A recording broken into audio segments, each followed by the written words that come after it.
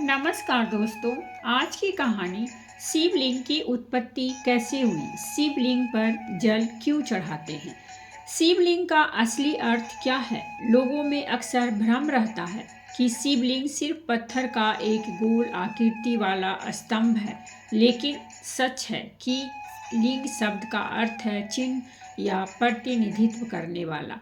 लिंगम इति लक्षणम, यानी जिससे किसी तत्व की पहचान हो वही लिंग है। दरअसल शिवलिंग सृष्टि और ब्रह्मांड की अनंत ऊर्जा का प्रतीक है।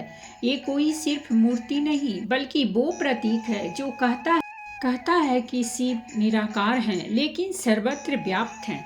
सृष्टि आदि और अंत उन्हीं में समाया है। शिवलिंग का गोलाकार आधार योनि को दर्शाता है जो सृजन शक्ति का प्रतीक है, और ऊर्ध्व भाग शिव के निराकार स्वरूप को दर्शाता है जो विनाश और मोक्ष का प्रतीक है।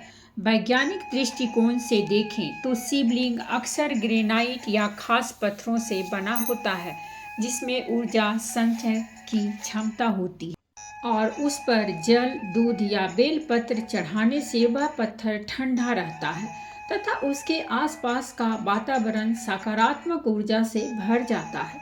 शिवलिंग वास्तुशास्त्र के हिसाब से भी नेगेटिव अन्यास पैदा करता है, जिससे मानसिक शांति और ध्यान में सहायता मिलती है। इसीलिए जब हम शिवलिंग पर जल चढ़ाते हैं तो हम केवल एक मूर्ति पर जल नहीं चढ़ा रहे होते हैं, बल्कि अनंत ब्रह्मांड, अनंत ऊर्जा और अपने भीतर के शिव तत्व को नमन कर रहे होते हैं।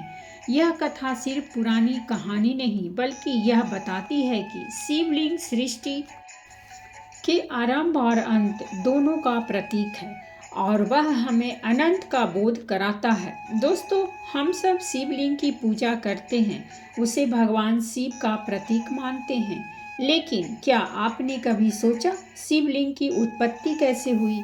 क्या ये सिर्फ एक पत्थर की आकृति है या इसके पीछे कोई विराट दिव्य रहस्य छुपा है? आज हम जानेंगे वो कथा जिसके कारण शिवलिंग की स्थापना हुई और जिसे पुराणों में अनंत ब्रह्म का प्रतीक कहा गया है। बहुत बहुत प्राचीन काल की बात है। एक बार ब्रह्मा जी और विष्णु जी के बीच यह विवाद छिड़ गया कि कौन सबसे बड़ा है। ब्रह्मा जी बोले कि मैं सृष्टि करता हूँ, सब कुछ मुझसे उत्पन्न हुआ है, इसीलिए मैं ही सबसे महान हूँ। विष्णु जी बोले कि नहीं, मैं पालन करता हूँ, बिना मेरे पालन के सृष्टि चल ही नहीं सकती, इसीलिए मैं बड़ा हूँ। तब अचानक वहाँ एक विशाल अग्निमय स्तंभ प्रकट हुआ जो इतना ऊंचा था कि उसकी न तो ऊंचाई दिख रही थी और न ही गहराई। उसकी लौ तेज थी पर उसमें शांति और दिव्यता भी छिपी थी। उसे देखकर ब्रह्मा और विष्णु दोनों ही चकित रह गए। तभी उस अग्नि स्तंभ से एक दिव्य आवाज गूंजी कि तुम दोनों में जो इस स्तंभ का आदि अंत खोज लेगा वही सबसे बड़ा कहलाएगा। फिर विष्णु जी वराह रूप धारण कर उस स्तंभ की जड़ खोजने के लिए पाताल की ओर चले गए, और ब्रह्मा जी हंस के ऊपर में स्तंभ के शिखर की ओर उड़ चले। दोनों अनंत काल तक चलते रहे पर न कोई आदि मिला न अंत। विष्णु जी थक कर लौट आए और स्वीकार किया कि मैं इसका आदि नहीं खोज पाया। यह स्तंभ अनंत है और शिव ही परम है। पर ब्रह्मा जी ने झूठ कह दिया कि मैं स्तंभ का शिखर देख लिया हूँ और केतकी के फूल को साक्षी बना लिया। तभी उस अग्नि स्तंभ के बीच से भगवान शिव प्रकट हुए। उनका तेज ऐसा था कि ब्रह्मा और विष्णु की आंखें झुक गई। शिव ने क्रोधित होकर कहा कि ब्रह्मा, तुमने झूठ कहा, इसीलिए तुम्हारी पूजा पृथ्वी लोक में कभी नहीं होगी और केतकी का फूल भी शिव की पूजा में वर्जित रहेगा। शिव जी बोले कि वह अग्नि स्तंभ ही मेरा स्वरूप है, वही मेरा लिंग रूप है और उसी की उपासना से मोक्ष मिलता है। इस कथा से यह स्पष्ट होता है कि शिवलिंग कोई साधारण पत्थर नहीं बल्कि वह अनंत ज्योतिर्लिंग का प्रतीक है। यह बताता है कि शिव जी का न आदि है न अंत, वह अनंत निराकार ओंकार स्वरूप और सृष्टि के मूल तत्व हैं। पुराण कहते हैं लिंग इति लक्षणम, अर्थात जिससे किसी अनंत तत्व का बोध हो वही लिंग है। वैसे तो शिवलिंग से जुड़ी अनेक कथाएं और रहस्य हैं, जिनमें हर एक कथा हमें शिव के अनंत स्वरूप और उनकी महिमा का नया पक्ष दिखाती है। ठीक इसी तरह एक और बेहद रोचक कथा है, जिसमें सूरज और चंद्रमा भी शिवलिंग की उत्पत्ति और उसकी दिव्यता से जुड़े हुए नजर आते हैं। आइए सुनते हैं यह अद्भुत कथा। बहुत पुराने समय की बात है। एक बार देवताओं के राजा इंद्र ने देखा कि सूरज और चंद्रमा दोनों ही अपने तेज और सौंदर्य पर घमंड करने लगे हैं। सूरज को लगता था कि उसके प्रकाश के बिना सृष्टि में कुछ संभव नहीं, जबकि चंद्रमा को विश्वास था कि उसकी शीतल किरणों के बिना संसार अंधकार और उथल पुथल से भर जाएगा। इंद्र ने इस घमंड को दूर करने के लिए दोनों को एक साथ लेकर भगवान शिव के पास जाने का निश्चय किया। जब वे कैलाश पहुंचे तब शिव मुस्कुराए और बोले, यदि तुम दोनों सोचते हो कि संसार केवल तुम्हारे कारण है तो यह भ्रम है। तुम दोनों का तेज मुझसे ही उत्पन्न है। तुम दोनों ही मुझ में लीन हो और मुझसे ही उत्पन्न होते हो। शिव ने अपनी आंखें बंद की और तभी उनके भीतर से एक तेजस्वी प्रकाश का स्तंभ प्रकट हुआ, जो आकाश तक फैल गया। वह स्तंभ इतना प्रचंड और दिव्य था कि सूरज और चंद्रमा का तेज उसमें तुच्छ प्रतीत होने लगा। शिव जी ने कहा, यह ही मेरा लिंग स्वरूप है।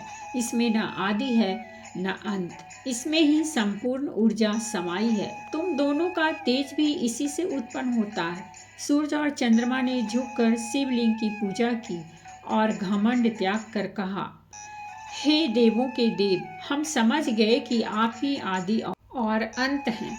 हम तो बस आपकी शक्ति का एक अंश हैं। तभी शिव ने आशीर्वाद दिया कि तुम दोनों का पूजन मेरे लिंग स्वरूप पर सदैव होगा।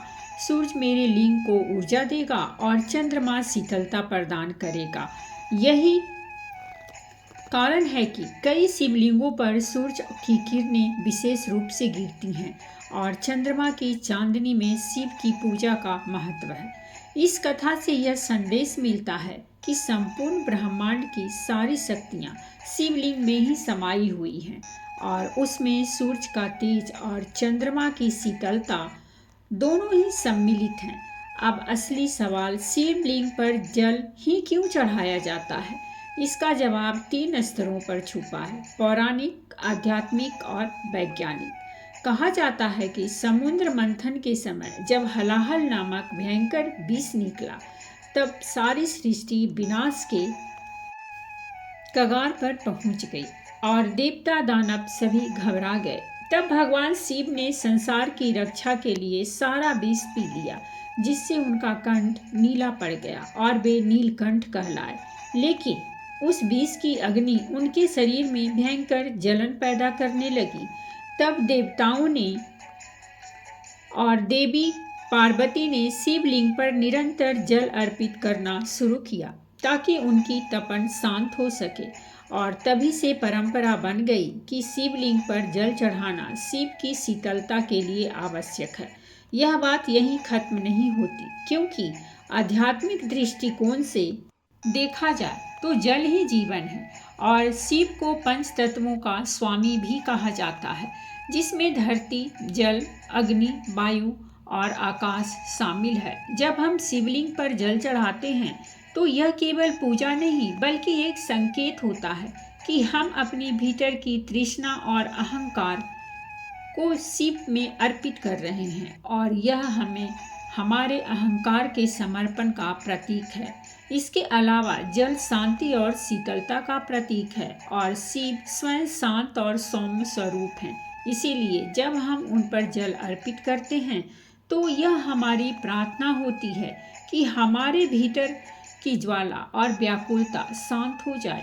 लेकिन असली रहस्य तब और दिलचस्प हो जाता है जब हम इसे वैज्ञानिक दृष्टि से देखते हैं, क्योंकि शिवलिंग अक्सर ग्रेनाइट या खास पत्थरों से बनाया जाता है जिसमें पाइजोइलेक्ट्रिक गुण होते हैं। ये पत्थर वातावरण की ऊर्जा को अवशोषित और उत्सर्जित करते हैं और जब उन पर जल चढ़ाया जाता है तो पत्थर ठंडा रहता है तथा उसमें उत्पन्न इलेक्ट्रोमैग्नेटिक वेव्स स्थिर हो जाते हैं जिससे आसपास का वातावरण सकारात्मक ऊर्जा से भर जाता है।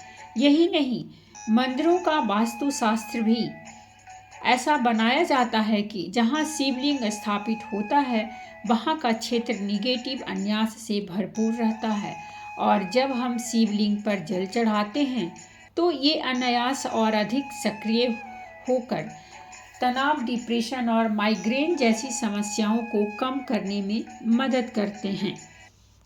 इसीलिए वैज्ञानिक भी मानते हैं कि शिवलिंग पर जल चढ़ाना केवल धार्मिक अनुष्ठान नहीं बल्कि एक प्रकार की प्राकृतिक थेरेपी भी है जो तन और मन दोनों को शांति और ऊर्जा प्रदान करती है। अब सवाल आता है कि केवल जल ही क्यों नहीं बल्कि बेलपत्र, दूध, शहद और धतूरा भी शिवलिंग पर क्यों चढ़ाया जाता है। दरअसल इसके पीछे गहरे धार्मिक और वैज्ञानिक कारण छिपे हैं। दूध शिवलिंग को शीतलता प्रदान करता है और शुद्धता का प्रतीक माना जाता है। बेलपत्र की 3 पत्तियां त्रिदेवों का प्रतीक है और इसमें औषधीय गुण भी भरपूर होते हैं जिससे वातावरण शुद्ध और मन शांत होता है। धतूरा अपने आप में विष है लेकिन इसे शिव को अर्पित करने का अर्थ है कि हम अपने भीतर के विष, विकार और नकारात्मकता को शिव को सौंप रहे हैं ताकि वह उनका दमन कर सके।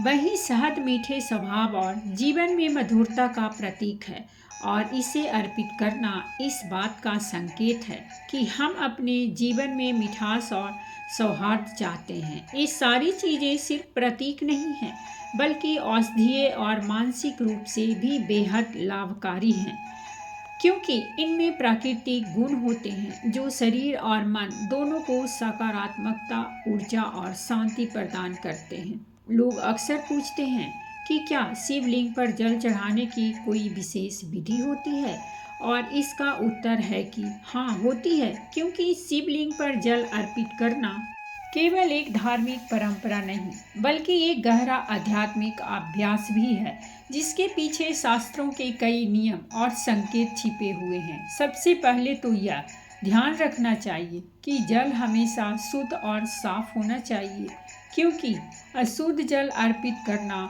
अशुभ माना जाता है और इससे पूजा का फल कम हो सकता है। जल को अंजलि में लेकर या लोटे से धीरे धीरे और श्रद्धापूर्वक शिवलिंग पर चढ़ाना चाहिए ताकि उसका स्पर्श शिवलिंग के प्रत्येक भाग को शीतलता और पवित्रता प्रदान कर सके। इसके साथ ही ओम नमः शिवाय या महामृत्युंजय मंत्र का उच्चारण करना चाहिए क्योंकि इन मंत्रों की ध्वनि कंपन वातावरण को सकारात्मकता, ऊर्जा से भर देती है और साधक के मन में स्थिरता और शांति लाती है।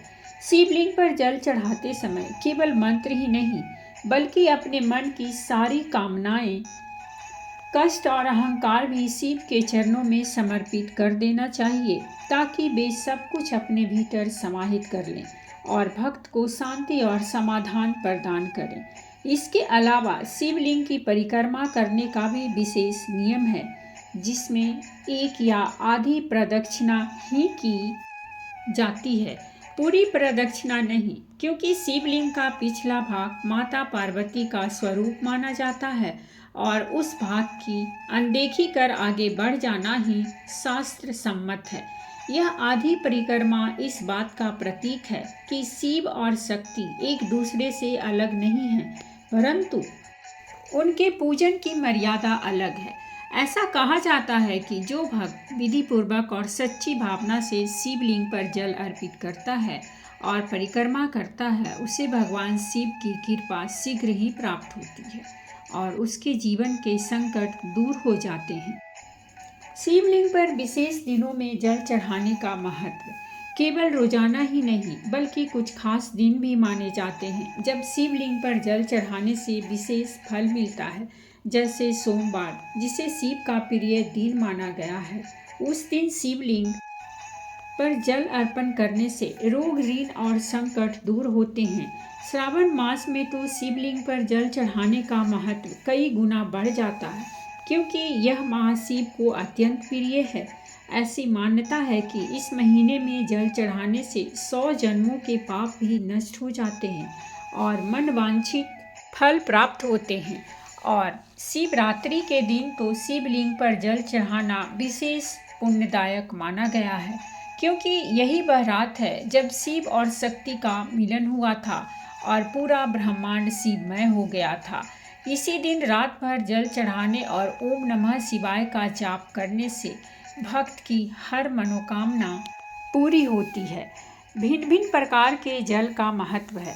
इसके अलावा लोग सोचते हैं कि सिर्फ समान पानी ही चढ़ाना चाहिए, लेकिन शास्त्रों में भिन्न भिन्न प्रकार के जल का भी महत्व बताया गया है।